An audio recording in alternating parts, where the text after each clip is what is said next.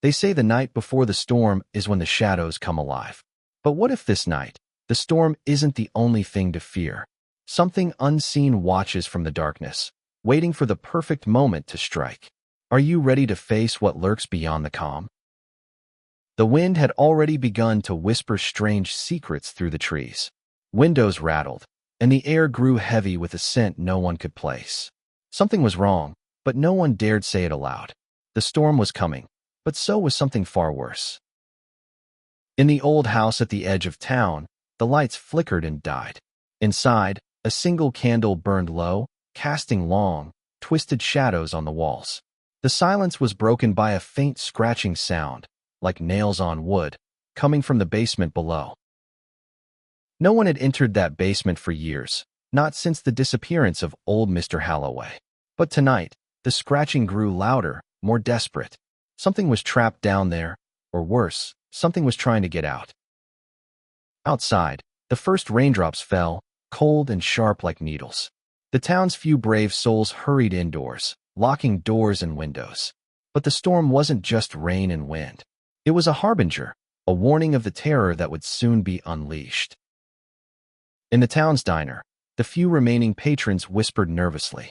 Stories of strange lights in the sky, voices calling from the woods, and shadows moving where no one should be. Were these just tales, or signs of something far more sinister?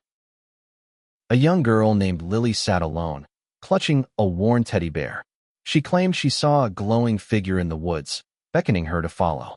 No one believed her, but as the night deepened, even the adults began to wonder if Lily's story was more than just a child's nightmare. Suddenly, the power went out. The diner plunged into darkness, broken only by the flashes of lightning outside. Panic spread quickly. The storm was here, but so was the feeling that something else had arrived with it, something that thrived in the shadows. Outside, the wind howled like a living thing.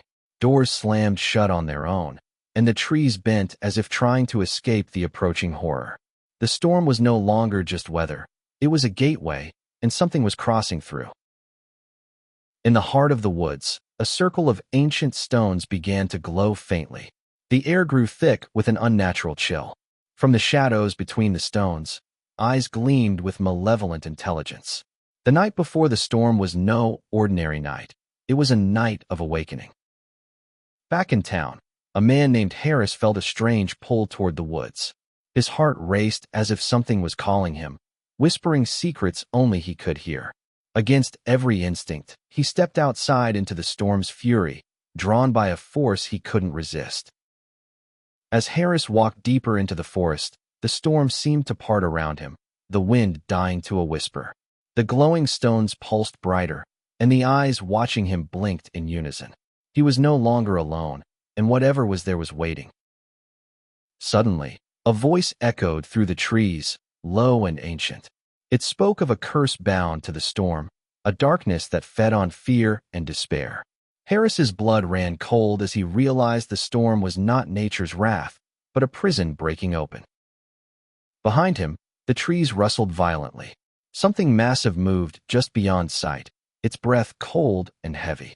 Harris turned slowly, heart pounding, but saw only darkness. Yet the feeling of being hunted was undeniable. The storm's true terror was awakening. Back in town, Lily's mother searched desperately for her daughter. The storm's roar drowned out her cries, but a faint glow in the woods caught her eye. She followed it, unaware that with every step, she was walking deeper into the nightmare. The glowing figure Lily saw was no child's imagination. It was a spirit bound to the storm, a harbinger of doom. It reached out with translucent hands, beckoning Lily closer, promising safety but delivering only despair. Lily hesitated, torn between fear and the strange comfort the figure offered. The storm's thunder cracked like a whip, and the ground trembled beneath her feet. The night was alive with ancient power, and the girl was caught in its deadly embrace. Suddenly, a scream shattered the night. Lily's mother called out, breaking the spell. The spirit recoiled, its glow flickering like a dying flame. But the storm was far from over, and the darkness it unleashed was only beginning to spread. Harris stumbled back from the stones, clutching his chest as the voice faded. The curse was real, and it was hungry. The storms I was approaching, and with it, the full force of the terror trapped inside would be unleashed on the town. In the diner, the power flickered back on, but the relief was short-lived. The patrons found their reflections distorted in the windows, twisted into grotesque shapes that smiled back with malevolent intent. The storm had changed everything, even reality itself. Outside, the storm's fury reached a crescendo. Trees snapped like twigs, and the ground shook violently. From the heart of the tempest, a monstrous shape emerged, its form shifting like smoke and shadow. The night before the storm had become the night of terror. The creature's eyes burned with ancient hatred as it roared, a sound that shattered windows and froze blood. The townspeople scattered, desperate to escape the nightmare that had come alive. But the storm held them captive, its wrath unstoppable. Lily's mother grabbed her hand, pulling her through the chaos. They ran toward the old church, the only place rumored to hold protection against the darkness. But even inside, the shadows crept, whispering promises of doom and despair.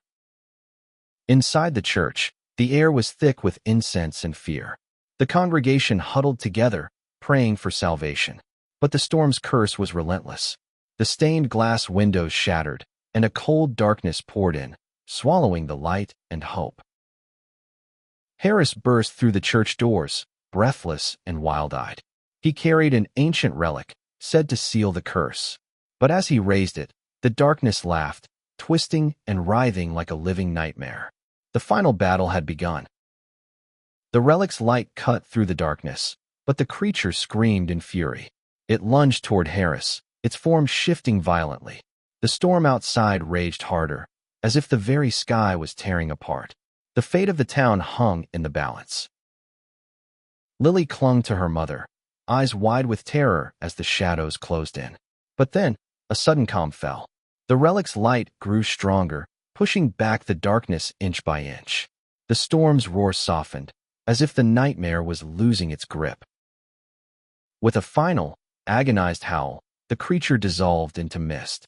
The storm broke, rain washing away the terror. The town was saved, but the scars remained.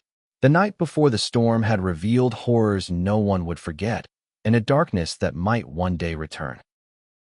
As dawn broke, the survivors emerged, blinking against the pale light. They looked to the sky, now clear and calm, but their eyes held the memory of the night's horrors. The storm had passed, but the darkness it unleashed lingered in their souls. And somewhere, deep in the forest, the ancient stones pulsed faintly once more. The night before the storm was over, but the curse was not. The darkness waits patiently, biding its time for the next night when the shadows will rise again.